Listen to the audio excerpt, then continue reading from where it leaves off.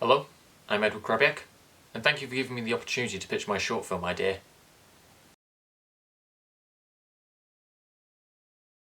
Something that crossed my mind a few years ago was the blatant hypocrisy that occurred when it came to funding the search for people who had been kidnapped.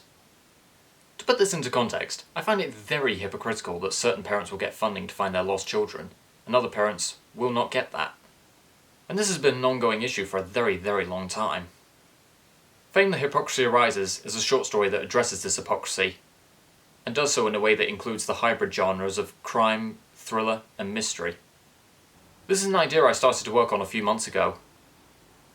During my Arvon Screenwriting course in September, we were brainstorming ideas, and I had an idea, including a tree tyre swing and a mother being cautious of the safety of the child playing on it, and I thought, yeah, I want to take this further.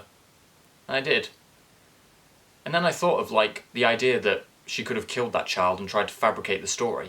And that was where I got the idea. I mean, that is part of the twist. In the story, an aspiring actress reports the kidnapping of her daughter to the authorities.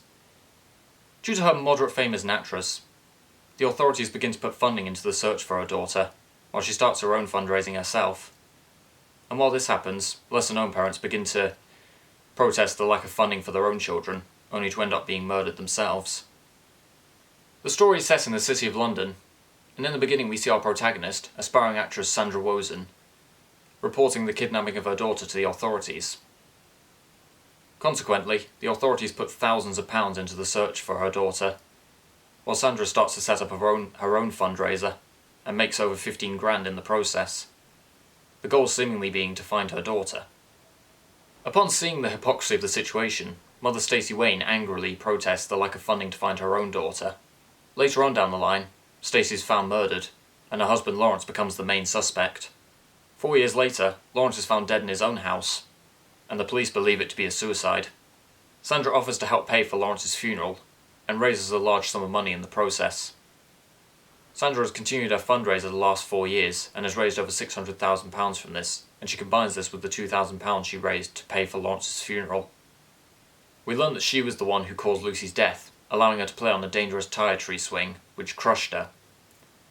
Sandra then destroyed the body, and used her acting talents to fabricate the story.